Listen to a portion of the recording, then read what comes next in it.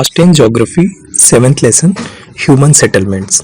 तो ये जो चैप्टर है वो आपका जो 6th लेसन था पॉपुलेशन, उसी का एक्सटेंशन है। तो इसमें आप देखोगे कि कहाँ पे ह्यूमन सेटलमेंट ज़्यादा होता है, मतलब लोग कहाँ पे ज़्यादा रहते हैं। तो सबसे पहले फिगर 7.1a और फिगर 7.1b ये दो हैं, उसको ऑब्जर्व करना है। ये these images are settlement patterns in India. India में सेटलमेंट पैटर्न के बारे में है। तो 7.1 में आप देखोगे तो जो सेटलमेंट्स हैं, मतलब जो घर हैं या जो रोड वगैरह जो भी दिख रहे हैं, तो बहुत ही दूर दूर हैं वो लोग, ठीक है। और फर्स्ट वाले में जो है वो बहुत ज़्यादा नज़दीक है। तो इसमें आपको आइडेंटिफाई करना है कि कौन से टाइप का सेटलमेंट है। तो बेसिकली जो जहाँ पे कॉन्सेंट्रेशन ज़्यादा होता है पॉपुलेशन का, उसको न्यूक्लिएटेड सेटलमेंट्स बोलते हैं, और जहाँ पे कॉन्सेंट्रेशन कम होता है उसको बोलते हैं डिस्पर्स्ड सेटलमेंट। तो जो फर्स्ट वाला है वो डिस्पर्स्ड है, वहाँ पे दूर दूर तक घर हैं, घर दूर दूर है सब। लेकिन जो सेकंड वाला है वो न्यूक्लिएटेड सेटलमेंट है, ठीक है। तो अभी हम लोग इसका ज्योग्राफिकल एक्सप्लेनेशन देखते हैं। In India we can see a variety of settlement patterns given the variety of climatic factors, availability of water, slope of land and level of development। तो सेटलमेंट पैटर्न अलग अलग इंडिया में, कि कहीं पे बहुत ज़्यादा न्यूक्लिएटेड, मतलब एक ही जगह पे बहुत सारे लोग रहते हैं, और कहीं पे डिस्पर्स्ड है, दूर दूर तक लोग रहते हैं। तो वो डिपेंड करता है क्लाइमेटिक फैक्टर, जहाँ पे क्लाइमेट अच्छा होगा वहाँ पे पॉपुलेशन ज़्यादा होगी। अवेलेबिलिटी ऑफ वाटर, जहाँ पे वाटर है वहाँ पे लोग रहेंगे। स्लोप ऑफ लैंड, अगर लैंड का स्लोप है, मतलब अगर हाई ऑल्टीट्यूड वाला एरिया है, ऊंचाई पे अगर कोई माउंटेनियस एरिया है तो वहाँ पे पॉपुलेशन कम होगा। लो लैंड है तो वहाँ पे पॉपुलेशन ज़्यादा होगा। एंड लेवल ऑफ डेवलपमेंट, अगर जहाँ पे ज़्यादा डेवलपमेंट है, जैसे मुंबई है, दिल्ली है, ये जो बड़े बड़े सिटीज़ हैं, तो उसके आसपास पॉपुलेशन ज़्यादा होता है, क्योंकि वहाँ पे डेवलपमेंट अच्छा हुआ है। स्कूल्स हैं, कॉलेजेस हैं, ऑफिसेस हैं, काम करने के लिए बहुत सारे, मतलब पैसे भी कमा सकते हो आप, हॉस्पिटल्स भी, हेल्थ केयर भी मिल जाता है वहाँ पे। तो डेवलपमेंट के ऊपर भी डिपेंड करता है।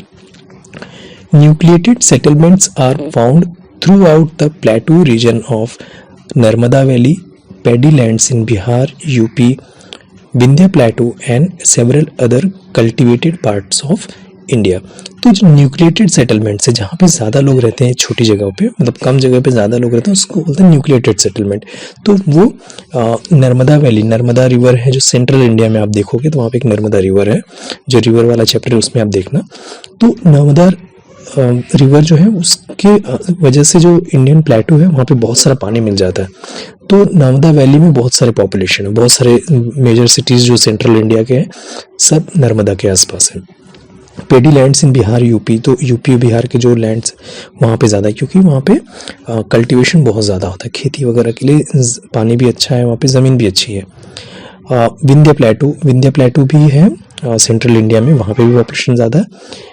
And several other cultivated part of India, और इंडिया में जहाँ जहाँ पे अच्छा कल्टिवेशन होता है वहाँ पे पॉपुलेशन जैसे ज़्यादा, जैसे पंजाब, हरियाणा, वेस्ट बंगाल, असम, यहाँ पे भी पॉपुलेशन ज़्यादा है। On the other hand dispersed settlement are found in tribal parts covering central part of India, eastern and southern Rajasthan, Himalayan slopes and lands with desecrated and uneven topography. तो मतलब जहाँ पे अच्छा कल्टीवेशन है, लैंड वगैरह available है, water available है, वहाँ पे तो न्यूक्लिएटेड सेटलमेंट है।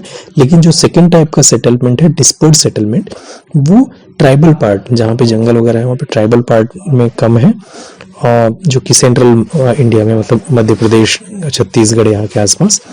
ईस्टर्न एंड सदर्न राजस्थान के ईस्टर्न पार्ट में और सदर्न पार्ट में भी पॉपुलेशन कम है वहाँ पे। हिमालयन स्लोप, जो हिमालय माउंटेन है जो नॉर्थ इंडिया में है और फिर नॉर्थ ईस्ट में है, तो वहाँ पे भी पॉपुलेशन कम है, डिस्पर्स्ड टाइप ऑफ सेटलमेंट दिखेंगे आपको। और उसके बाद जहाँ पे अनइवन टोपोग्राफी है, मतलब कहीं पे ज़मीन ऊपर, कहीं बहुत नीचे है, तो ऐसी जगहों पे भी पॉपुलेशन जो है वो कम होता है और जो सेटलमेंट होता है वो डिस्पर्स्ड होता है।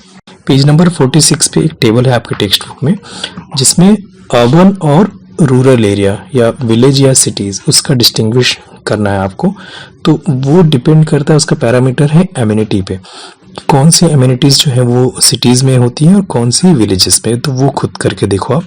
जैसे पेट्रोल पंप है तो वो कहाँ होता है, थिएटर है, weekly market, primary health centre, police post office, post out, art gallery, ग्राम panchayat, agriculture product market, primary school, senior school, college, shop, multi speciality hospital, metro station, bus station, university. तो इसमें से कुछ चीज़ें गांव में मिलती हैं और कुछ चीज़ें सिटीज़ में रहती है। तो वो आप करोगे तो आपको पता चलेगा कि रूरल, एक आपके सामने एक मैप रेडी हो जाएगा, एक इमेज तैयार हो जाएगी कि गाँव कैसा होता है और सिटीज़ कैसे होती है। तो वो इसलिए क्योंकि इस चैप्टर में हम लोग आगे जब ह्यूमन सेटलमेंट पढ़ेंगे कि ब्राज़ील की कितनी पॉपुलेशन है वो अर्बन जगहों पे रहती है, मतलब शहरों में रहती है, सिटीज़ में रहती है, और इंडिया की कितनी पॉपुलेशन अर्बन पॉपुलेशन है और कितनी रूरल मतलब विलेज में रहने वाली पॉपुलेशन है। तो इसलिए आपको ये एमिनिटीज एक बार देखना होगा कि कौन सा सिटीज़ में मिलती है और कौन से विलेजेस में। नाउ पेज नंबर 47 पे आप आ जाओ, वहाँ पर है examples of settlement patterns in Brazil. तो हमने पहले देखा कि इंडिया में सेटलमेंट के पैटर्न का दो फोटोग्राफ्स थे, फिगर 7.1 और 7.1b। वैसे ब्राज़ील का आप देखोगे दो फिगर है, एक है फिगर 7.2a, सेकंड है फिगर 7.2b। जो 7.2a है वो है लो land area of Amazon river के आसपास का एरिया है, वहाँ पे सेटलमेंट कैसा है। और जो फिगर 7.2b है वो है साओ paulo में हमने देखा था कि बहुत ज़्यादा पॉपुलेशन और बहुत सारे लोग रहते हैं। तो आप जब ये मैप देखोगे तो पहले वाले में देखोगे एकदम लश ग्रीन है, एकदम ग्रीनरी ज़्यादा दिखेगी अमेजॉन रिवर के आसपास, घर वगैरह बहुत कम दिख रहे हैं वहाँ पे। सेकंड में तो पूरा ग्रीनरी कम है और बिल्डिंग वगैरह ये सब ज़्यादा दिख रहे हैं आपको। तो in the figure 7.2a and b you can see images of two settlements in Brazil. One is from the Amazon River basin in Brazil while the other belong to coastal area. तो अब इसको absorb करो this pattern carefully and name the type of settlement pattern. तो type of settlement हमने दो type देखा था, एक था न्यूक्लिएटेड, सेकेंड था डिस्पर्स्ड। तो जो साओ paulo में है वो न्यूक्लिएटेड है, एक ही जगह पे बहुत सारा कॉन्सेंट्रेशन है पॉपुलेशन का, और जो अमेजॉन रिवर बेसिन में है वो है डिस्पर्स्ड पैटर्न है, मतलब बहुत दूर दूर तक लोग रहते हैं। तो डेंसिटी कहाँ ज़्यादा है, डेंसिटी साओ paulo में ज़्यादा है, अमेजॉन रिवर बेसिन के यहाँ पे डेंसिटी बहुत कम है। तो अभी इसका जियोग्राफिकल एक्सप्लेनेशन देख लेते हैं हम लोग। The earlier settlements in Brazil were formed by settlers from European mainly in the coastal areas. Now the settlements have developed and are densely populated. The major regions of development are as follows. तो जो Brazil में जो earlier जो settlers थे, जो पहले के लोग आके रहे, तो वो यूरोपियन लोग थे। अपने हिस्ट्री में अगर कभी सुना होगा या पढ़ा होगा तो जो अमेरिकन कॉन्टिनेंट थे, नॉर्थ अमेरिका और साउथ अमेरिका, वो सेंचुरीज तक, मतलब सैकड़ों साल तक वो रेस्ट ऑफ वर्ल्ड से कट ऑफ थे, मतलब दुनिया के बाकी हिस्से के बारे को उनके बारे में कोई जानकारी नहीं थी। वहाँ पे कुछ नेटिव लोग रहते थे जो जंगलों वगैरह में रहते थे, और इसके अलावा वहाँ पे कोई रहता नहीं था। तो बाद में जब यूरोपियंस पूरी दुनिया को खोजने लगे तो वो जाते जाते फिर वो नॉर्थ अमेरिका, साउथ अमेरिका, वो लोग ने डिस्कवर किया कि वहाँ पर है ऐसी जगह। तो ब्राज़ील में जो अर्ली सेटलर्स जो थे वो यूरोपियन लोग थे, वो जाके कोस्टल एरिया में रहते, क्योंकि अटलांटिक ओशन है, अटलांटिक ओशन से वो लोग आए और वहाँ पे जो कोस्टल एरिया वहाँ पे रहने लगे। धीरे धीरे ये लोग बहुत साल हो गए तो उनके पॉपुलेशन बढ़ती गई और पॉपुलेशन की जो डेंसिटी वो ज़्यादा हो गई वहाँ पे कोस्टल एरियाज में। और उसके जो रीजंस थे क्यों ऐसा था, although the coastal climate is hot and humid and flat land is limited due to rugged topography, the region has a good water supply and large range of natural resources, example Sao Paulo। तो जो coastal area है Brazil का, वहाँ पे temperature बहुत hot है, बहुत, और वहाँ पे लैंड भी लिमिटेड है, क्योंकि वहाँ की टोपोग्राफी है एकदम इवन टोपोग्राफी नहीं है, कहीं ऊपर कहीं नीचे ऐसा है। इसके बाद भी वहाँ पे बहुत लोग रहते हैं, वो इसलिए रहते हैं कि this region has good water supply. वहाँ पे वाटर सप्लाई बहुत अच्छा, मतलब पीने का पानी वगैरह है, जहाँ पीने का पानी मिलेगा वहाँ पे लोग रहने जाते हैं। पीने के लिए पानी या एग्रीकल्चर के लिए पानी, ये सब चाहिए। और वहाँ पे नेचुरल रिसोर्सेज भी ज़्यादा थे, इसलिए साओ पाउलो जो एरिया है साउथ ब्राज़ील में, साउथ ईस्ट में, तो वहाँ पे ऐसे एरिया में पॉपुलेशन बहुत ज़्यादा है। Sao Paulo has extensive area under rich soil which make it ideal for growing coffee. तो जो ब्राज़ील है वो कॉफ़ी का नंबर 1 एक्सपोर्टर है वर्ल्ड में, सबसे ज़्यादा एक्सपोर्ट कॉफ़ी करता है पूरे वर्ल्ड को ब्राज़ील। तो साओ पाउलो के आसपास की जो लैंड है, जो सॉइल है, वो कॉफ़ी को ग्रो करने के लिए आइडियल है एकदम। It also has a large supply of natural minerals close by such as iron ore and it also has steady energy supply. तो एक तो वहाँ के लैंड जो फर्टाइल है साओ पाउलो के आसपास की कॉफ़ी ग्रो करने के लिए, दूसरा वहाँ पे जो आयरन ओर है, मतलब आपको साइंस में एक चैप्टर है उसमें आप पढ़ोगे कि जो भी नेचुरल रिसोर्सेज जो मिनरल्स वगैरह निकालते हैं ओर फॉर्म में होता है, मतलब इम्प्योरिटीज़ के साथ निकालते हैं, उसके बाद में प्योर करते हैं। तो आयरन जो है ओर फॉर्म में निकालने का बहुत ज़्यादा वहाँ पर है साओ पाउलो के आसपास ज़मीन के अंदर, तो माइनिंग करते हैं वो लोग। The south eastern area has a good transport system. तो इसके अलावा जो ब्राज़ील का साउथ ईस्ट एरिया है वहाँ पे ट्रांसपोर्टेशन सिस्टम भी अच्छा है कंपेयर टू जो अमेजोन रिवर बेसिन के यहाँ पे, वहाँ पे तो डेंस फॉरेस्ट है, बहुत ही एक्सेसिबिलिटी बहुत ही लिमिटेड है, लेकिन यहाँ पे ऐसा नहीं है, यहाँ पे ट्रांसपोर्टेशन सिस्टम भी अच्छा है। Hence the Sao Paulo area it is ideal for nucleated settlement. तो साओ पाउलो एरिया जो न्यूक्लिएटेड सेटलमेंट के लिए बहुत ही अच्छी जगह है, मतलब एकदम आइडियल जगह है। फिर इसके बाद रूरल एरियाज में, जब rural area such as north east highlands suffer from extreme drought which make it difficult for practicing agriculture and hence settlements are sparse here। जो रूरल एरियाज हैं ब्राज़ील के, जैसे नॉर्थ ईस्ट के highland area वगैरह हैं, तो वहाँ पे ड्राउट मतलब बारिश नहीं होती। जब हमने एक फिजियोग्राफी पढ़ा था ब्राज़ील का, तो उसमें था ड्राउट क्वाड्रिलेटरल एरिया, हाँ, तो वहाँ पे बहुत कम बारिश होती है। तो वो एरिया में, जो हाईलैंड्स के एरिया में, तो बारिश नहीं होती है, इसलिए सूखा पड़ता है, एकदम ड्राउट कंडीशन होती है, एग्रीकल्चर प्रैक्टिस करना बहुत मुश्किल है, इसलिए वहाँ पे सेटलमेंट भी कम है, स्पार्स है, दूर दूर तक रहते हैं लोग, ज़्यादा लोग रहते नहीं यहाँ पे। Settlements become sparse as we move in toward the central part of Brazil. तो जैसे जैसे ब्राज़ील के सेंट्रल पार्ट में जाते हो, और जो सेटलमेंट है वो हाईलैंड्स के कंपेयर में और स्पार्स हो जाता है, और कम लोग रहते हैं वहाँ पे। वो उसके कुछ there are some major reasons. First, area is covered by thick dense equatorial rain forest. तो फिगर 7.4 देखो आप, 7.3 में यहाँ पे था कि साओ पाउलो सिटी दिखा रहा है, तो देखो यहाँ पे कितना डेंसली पॉपुलेटेड, एकदम मेट्रो सिटी है ये। 7.4 में देखो कि अमेजोन रिवर बेसिन का दिखा है, तो वहाँ पे पहली बात है कि एकदम डेंस फॉरेस्ट है वहाँ पे। इक्वेटोरियल रेन फॉरेस्ट का सबसे मेन जो कैरेक्टरिस्टिक है कि वहाँ पे रोज़ बारिश होती है दिन में, तो इसकी वजह से वहाँ पे जो प्लांट्स होते हैं, यहाँ पे जो ट्रीज होती हैं, वो एवरग्रीन फॉरेस्ट होता है वहाँ पे। तो इतना है कि सूरज की जो लाइट है, सनलाइट है, वो नीचे तक नहीं आ पाती, मतलब ऊपर ही ऊपर रह जाती है ऐसा। तो थर्ड है, सेकंड है, climate is unhealthy and unfit for settlement. यहाँ पे क्लाइमेट भी रहने के हिसाब से अच्छा नहीं है, यहाँ पे रोज बारिश होना भी अच्छा नहीं है, तो अनहेल्दी है और अनफिट है for settlement. Limitation on use and exploitation of natural resources. और यहाँ पे जो नेचुरल रिसोर्सेज बहुत है, लेकिन उसको यूज और उसको यूज करने का लिमिटेशन है बहुत सारे, क्योंकि पहले तो वहाँ पे जाना आना मुश्किल है, ट्रांसपोर्टेशन मुश्किल है, फिर एक्सेसिबिलिटी नहीं हो सकती, आप वहाँ का क्लाइमेट ऐसा है, तो इसके लिए जो नेचुरल रिसोर्सेज है उसको एक्सप्लॉयटेशन भी एक लिमिट के हिसाब से कर सकते हो, ज़्यादा नहीं कर सकते आप। Poor transport link in the region, इस रीजन में जो ट्रांसपोर्ट का लिंक है वो भी बहुत ही पुअर है। तो इन सब वजह से जो ब्राज़ील का नॉर्थ पार्ट है या नॉर्थ सेंट्रल पार्ट है, वहाँ पे पॉपुलेशन जो है वो इतना नहीं रहती, वहाँ पे जो सेटलमेंट है वो बहुत ही डिस्पर्स्ड टाइप का सेटलमेंट है।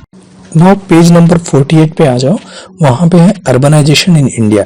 इंडिया में अर्बनाइजेशन मतलब कितने लोग इंडिया में अर्बन एरियाज में रहते हैं और पहले कितने रहते थे, अब कितने रहते हैं।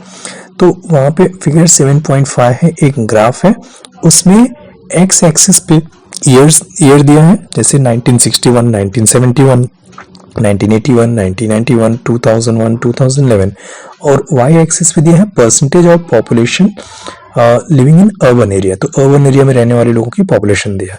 तो उसको आप जब ग्राफ को देखो तो 1961 में इंडिया की टोटल जितनी पॉपुलेशन थी उसका 18% पॉपुलेशन रहती थी सिटीज में। 71 में 18.2 मतलब बहुत ग्रोथ रेट जो था, मतलब अर्बनाइजेशन का बहुत स्लो था। 81 में नेक्स्ट 10 ईयर में 23.3% हो गया, मतलब तो भी 4-5% लोग मूव हो गए और सिटीज से। 91 में 25.7 हो गया, मतलब बढ़ते ही जा रहा है, 2% और बढ़ गया 2.5%। 2001 में 27.8 हो गया, मतलब अनदर 2% बढ़ गया पॉपुलेशन अर्बन सिटीज का, अर्बन एरिया का। और 2001 से 2011 में अगले 10 साल में, मतलब 2011 में हो गया 31.2, मतलब 3.4 के आसपास जो है पॉपुलेशन परसेंट वो अर्बन सिटीज में आ गया, अर्बन एरियाज में आ गया। तो इससे आपको एक ये आइडिया मिलेगा कि जो इंडिया में अर्बनाइजेशन बढ़ रहा है, ठीक है, लेकिन उसका ग्रोथ रेट इतना नहीं, लेकिन है। मतलब 1961 में जहाँ पे 18% थे, अभी 2011 में 31.2 हो गया। अब जब अगले ईयर का सेंसस आ जाएगा 2021 का, तब और मतलब अभी 31 है तो 35 के आसपास हो जाना चाहिए। तो इसमें यहाँ पे ग्राफ को रीड करो और नीचे इसके कुछ क्वेश्चन है वो आप खुद दो कि what was the percentage of urbanisation in 1961। तो हमने देखा ही in which decade was urbanisation the highest. तो किस डिकेड में, डिकेड मतलब होता है 10 ईयर, तो किस 10 ईयर में सबसे ज़्यादा हाईएस्ट अर्बनाइजेशन हुआ। तो इसका आंसर आपको कैसे निकालना है, जैसे हर डिकेड का निकालो कि 61 से 71 में कितना हुआ। तो 71 में कितना था 18.2 और ये था 61 में, तो कितना हुआ 0.2। 81 से 73 तो 23.3 माइनस 18.2, तो ऊपर की वैल्यू से नीचे वैल्यू माइनस करो और हर डिकेड में कितने चेंजेस आए वो निकालो, फिर आपको ये आइडिया मिलेगा कि किस डिकेड में, डिकेड मतलब कौन से टीम। तो आप लिखोगे जो भी डिकेड आएगा कि फ्रॉम 91 टू 2001 या 2001 टू 2011, उस डिकेड में सबसे ज़्यादा अर्बनाइजेशन हुआ। In which decade was the growth of urbanisation lowest. तो किस डिकेड में अर्बनाइजेशन लोवेस्ट था, तो हमने देखा कि 1961 से 71 में 0.2% था ओनली, ठीक है, तो वो लिखो। तो इसका लास्ट क्वेश्चन है कि what influence can you draw regarding India's urbanization after reading the graph. तो क्या इन्फ्लुएंस आप निकाल रहे हो कि अर्बनाइजेशन जो है वो ग्रोथ हो रहा है, पहले ग्रोथ रेट कम थी, अब ग्रोथ रेट थोड़ी थोड़ी ज़्यादा हो रही है। नेक्स्ट हम मूव करते हैं जोग्राफिकल एक्सप्लेनेशन इसके बारे में कि ऐसा क्यों हुआ। It is clear from above graph the growth of urbanisation in India has been slow. तो इंडिया में जो अर्बनाइजेशन का ग्रोथ है वो स्लो है बहुत। The level of urbanisation in India in 2011 was 31.16%, which is quite low in comparison to developed country. तो developed country में बहुत जो ज़्यादा करके पॉपुलेशन है वो अर्बन एरियाज में रहता है। इंडिया डेवलपिंग कंट्री है, वहाँ पे 2011 तक 31.16% पॉपुलेशन ही सिटीज़ में रहती थी। तो डेवलप्ड कंट्री कंपेयर में इंडिया का जो अर्बनाइजेशन है वो कम है। At the same time the urban population is increasing. Expansion of urban centers and emergence of new towns have played a significant role in the growth of urban population and urbanization in the country. India में अभी जो छोटे छोटे towns थे वो बड़े cities में convert हो रहे हैं, या फिर जो गांव थे वो छोटे छोटे टाउन बन रहे हैं। तो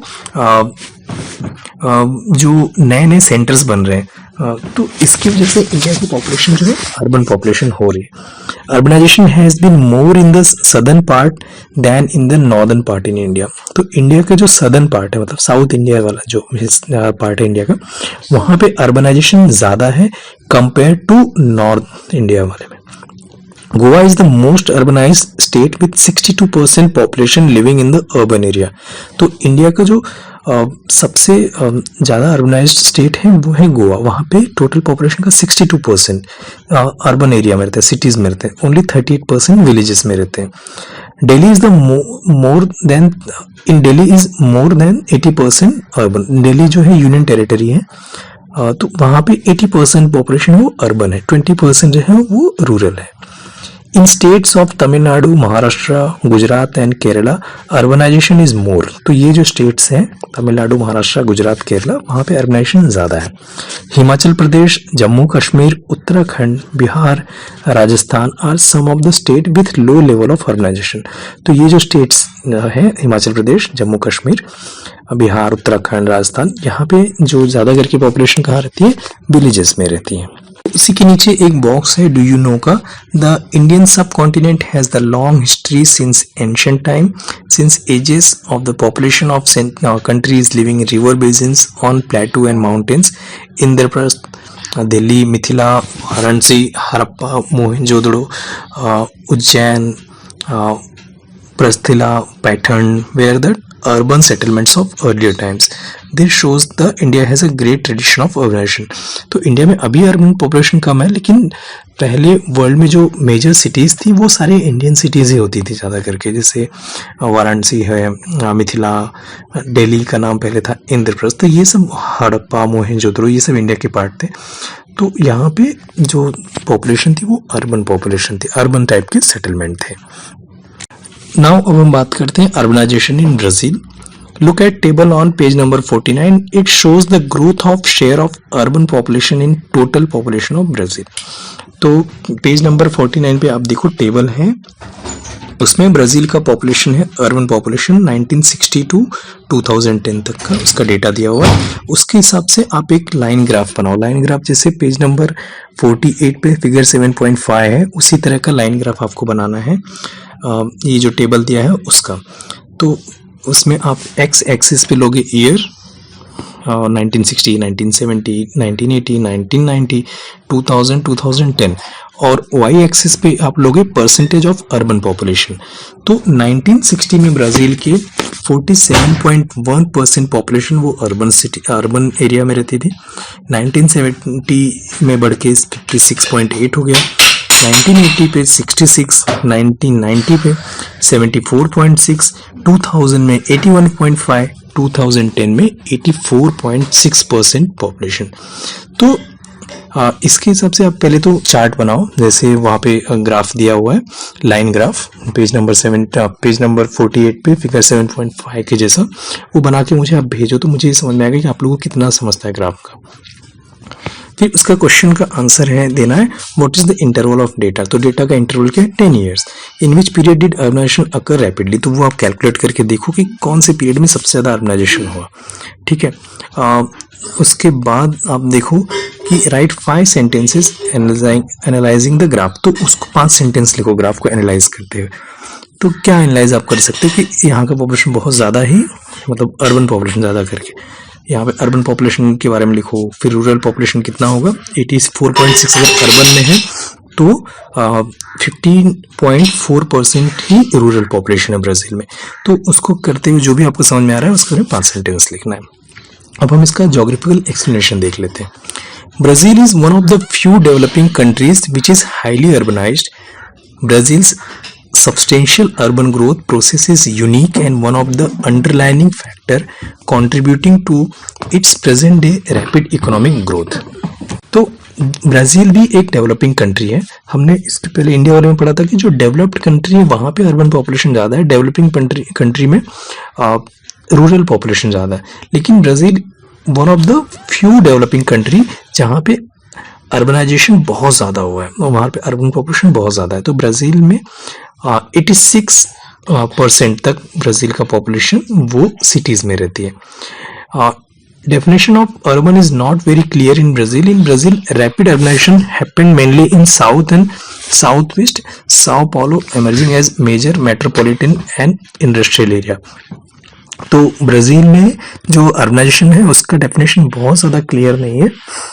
तो ब्राज़ील में जो अर्बनाइजेशन हुआ है वो साउथ ब्राज़ील में, साउथ ईस्ट ब्राज़ील में हुआ है ज़्यादा करके। साओ पाउलो जो है वो उसका मेजर सेंटर अर्बनाइजेशन का, वहाँ पे ज़्यादा करके इंडस्ट्रियल एरिया है, ज़्यादा करके मेट्रोपॉलिटन एरिया, मतलब बहुत सारे लोग रहते हैं वहाँ पे।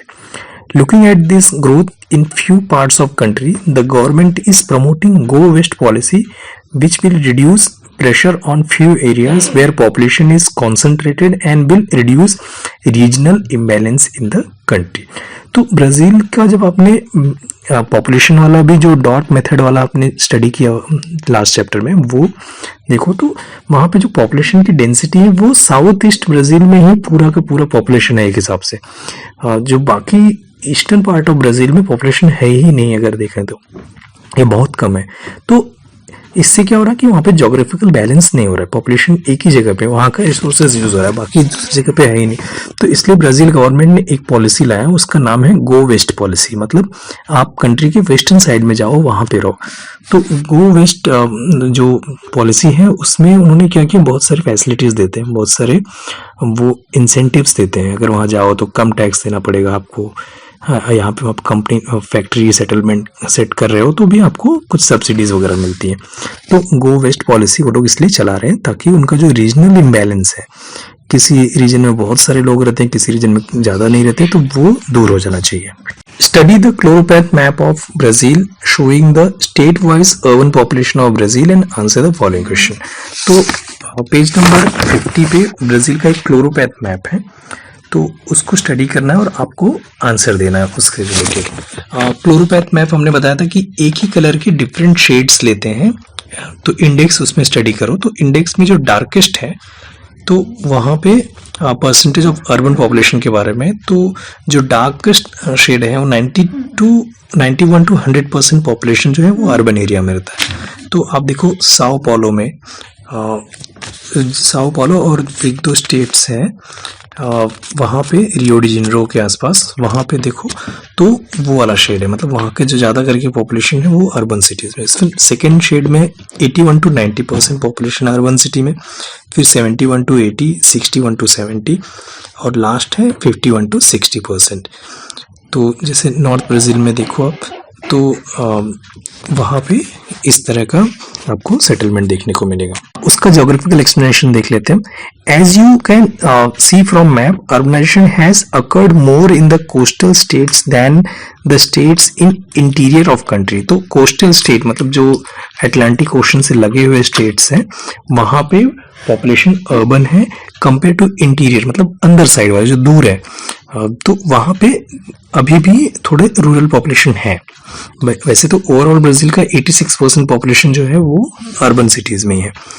States like Sao Paulo, Goias, Minas Gerais have more urban population than states in north, as population is less in Amazon basin and Brazilian highlands. Urbanization is also less. तो जो ब्राज़ीलियन हाईलैंड है या Amazon basin है वहाँ पे population कम है। Population कम होने के साथ साथ में अर्बनाइजेशन भी कम है, मतलब जो पॉपुलेशन है भी वो वहाँ पे विलेजेस में रहती है। In this part, Manaus is a part on the is a port on the confluence of Negro and Amazon. Urbanization has occurred here. तो मनाउस एक सिटी है, वो दो बड़ी रिवर है, एक है नेग्रो रिवर और दूसरा अमेजोन रिवर। उनका जो कॉन्फ्लुएंस है, मतलब जहाँ पे मिलती हैं दोनों रिवर, वहाँ पर है। तो इसकी वजह से वहाँ पे पॉपुलेशन बहुत ज़्यादा है। वहाँ पे रिवर के थ्रू ही ट्रांसपोर्टेशन का सिस्टम बहुत ज़्यादा है वहाँ पे मनाउस एरिया में। तो ये हुआ कि पॉपुलेशन क्यों ज़्यादा होता है कहीं पे और कहीं पे कम क्यों होता है। तो अब जो ये कोस्टल एरिया है जो अटलांटिक ओशन से लगा हुआ है, वहाँ पे भी उनका ट्रांसपोर्टेशन के लिए अच्छा है, और जो मनाउस है वहाँ पे भी बड़ी रिवर है और वहाँ पे ट्रांसपोर्टेशन के लिए है, इसलिए मनाउस में पॉपुलेशन ज़्यादा है। अब अपने बुक के पेज नंबर 48 पे जाओ, वहाँ पे गिव इट अ ट्राई है एकदम नीचे। Prepare a choropleth map showing urban population using the data given in the table below. तो जैसे ब्राज़ील का क्लोरोपैथ मैप है कि जहाँ पे पॉपुलेशन ज़्यादा है तो उसको अलग शेड है, फिर कम जो अर्बन पॉपुलेशन उसको अलग शेड है, उसी तरह इंडिया का भी क्लोरोपैथ मैप बनाना है आपको। वहाँ पे अर्बन पॉपुलेशन परसेंटेज कैटेगरी और स्टेट्स दिया है।